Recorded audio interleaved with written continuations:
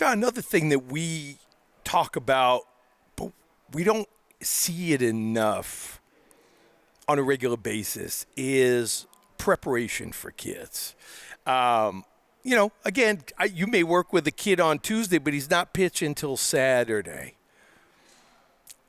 What do you tell that kid? And does preparation change based on age, based on skill level?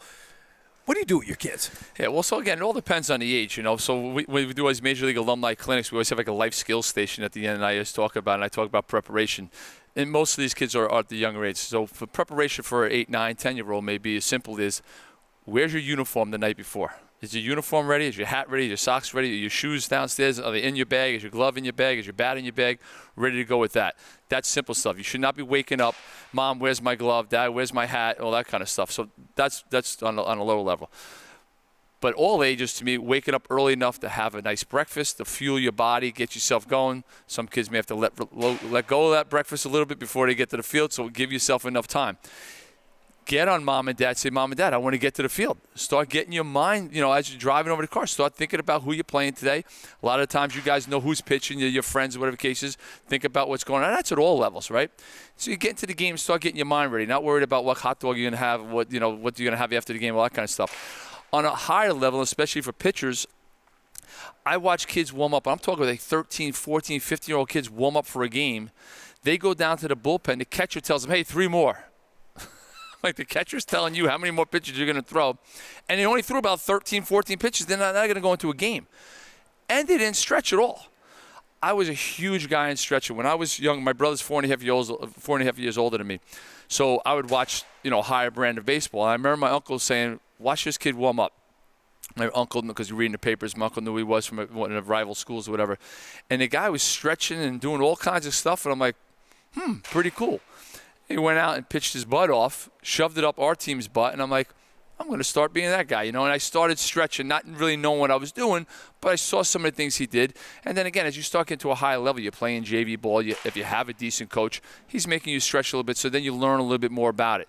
And as I got older, I incorporated that all the time. And it wouldn't be just stretching, when I was pitching. It'd be, before for any kind of thing. And it really took off for me as I got older, especially playing professional baseball, because you show up the first day, you don't know anybody there. They got you in a huge circle, you're stretching. Pitchers, of course, we're always doing our running. You got to run. Just keep us out of trouble, no diving for shagging balls and all that kind of stuff. And so now I come back, I'm soaking wet sweat. I'm like, all right, I got nothing to do. I dropped down. I did a little bit of modified version of it, right? But because I was a closing pitcher, now it's the 7th inning. I gotta get loose. I started stretching again, so my flexibility, came off the charts. And I say it all the time, it was my biggest asset as a pitcher. I'm sitting here right now. I can feel a little tweak right here. I want to sit like this for the next 5 because that's just how I was. I wanted to feel totally loose. And I've offered it up in my town a million times. Let me know. Bring 1 kid, bring 100 kids. I'll show them what they should do before a game. And nobody takes advantage of it. You realize you were probably 40 years ahead of your time. 35. I'm being serious. 35 to 40 years ahead. For a while, when we were younger, the only guys that worked out to get big were football players and like Olympic weightlifters, like guys that wanted to get big. Today, strength and conditioning is huge. But added into baseball now, yoga, Pilates, I don't even know how to pronounce it, bar or barre, which is like a bar class where all they're doing is stretching for 30 to 40 minutes. I can't expect a 10-year-old to do that. Right. No, and they don't need to. Like I said, I saw the 10-year-old yesterday when he came. I go, the father's like, so what should he do? I go, he's 10. I said, when he leaves here, he could go play football for 3 hours. He could go play basketball for 2 hours after that, wake up tomorrow morning and do the same thing. It's the kids when they start getting, when we talk about with the little hair growth, whatever, 13, 14, that's when you start feeling a little achy. Like you played in the game, you slid, you dove for a ball, you got hit by a pitch, you're feeling a little bit. That's the age group where I say you need to. So when I do a lesson, if we got a 6 o'clock lesson, you should be waiting on me. I'm not waiting on you. So when you show up at 5 to 6, I'm like, you're not serious about what you're doing. And I tell the father, you're not serious about him getting better either because you're showing up 5 minutes for the lesson. When he stretched at home. Oh, stretched at home. You came from Yorktown. How long is that ride? 45 minutes before you got here? I said, so, and here I love it when I come here in the winter doing lessons in the wintertime. It's 0 degrees outside. Kid gets out of the car wearing shorts and a short sleeve T-shirt. Walks right into the cage. 2 minutes to 6 for the lesson. Walks right in. I'm like, what are you kidding me? So that drives me crazy, and they need to start some kind of a routine where they start preparing themselves. And I'm a pitcher, of course, but that's for hitting, that's for fielding, and everything else. My issue with this is that if we don't help them, and I don't want this to come out any kind of disrespectful to anyone, but 7th and 8th grade, kids are 12, 13, 14. They're playing middle school baseball. And a lot of these programs, they don't need to know baseball. Right. Oh, no, 100%. They could be English teachers, social studies teachers, math Right. teachers, and contractually, those jobs have to be offered to the teachers in the district before they're offered to any kind of baseball guy that may have knowledge. So now, again, no disrespect, do I count on an earth science teacher to take my children through a rigorous stretching program? It's not realistic. Modified turns into JV, hoping the coaching is going to be a little bit better. It may not be. And even varsity at so many schools, the coaching is not great. There are some that are phenomenal, but there are some that aren't. So now my kid's showing up naked, blind. Right. You know what I mean? Yeah, exactly. Waiting for injury to happen. I think more programs, more places, we've talked about this in other episodes, rather than talking about just velo, why don't we teach them more about how to use their body to stay healthy, not just to pitch, to hike, to run, to ride a bike. You ran. I hated running. Yeah, I did too until it was done.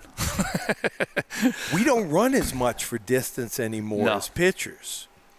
As pitchers, we run 100 yards, we walk back. We run 100, do that 10 times. You're still getting your running in. But you're not a long-distance runner. You're a pitcher. I need to work on my speed, my explosiveness, my delivery, stuff like that. So I'm not saying we don't, but it's not like, we're running 7 poles today, right? Times have changed.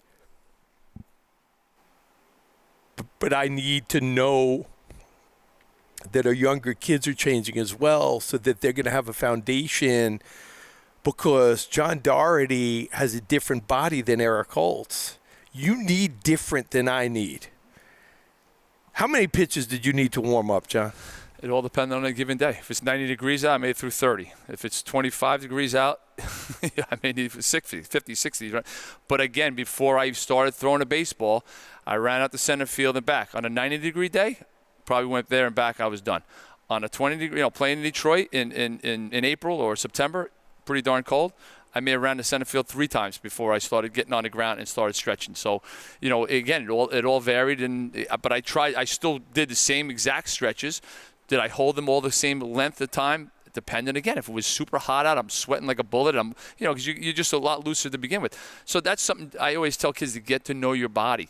Just as a pitcher or a hitter, when you throw the ball up here, as you're walking back before you throw the next pitch, why did I throw that ball up here? Why did I throw it there? Why did I bounce it there? You got to be thinking about what you're doing, because the last thing you want is your dad going, get your arm up, and the dad has no idea why the ball went there, had nothing to do with where his arm was. Follow through more. You step in rotate your hips. That would drive you crazy. They got to become their own pitcher coach at a young age, and hitting coach and fielding coach. What I use with kids is, where is your body in space and time?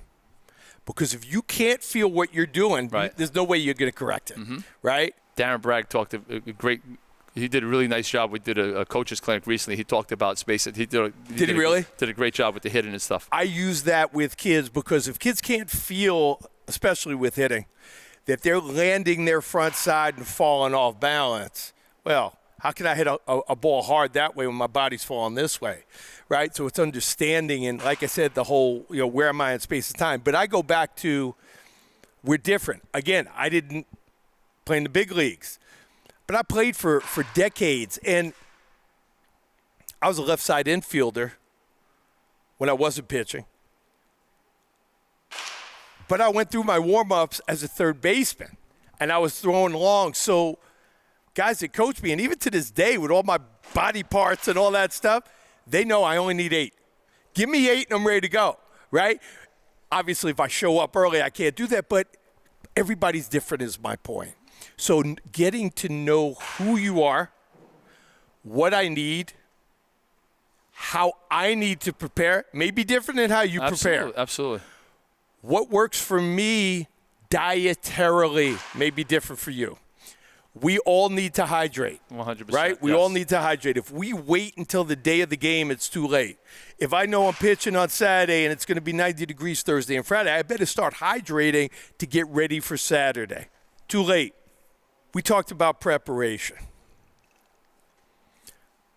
What do you recommend after throwing, John?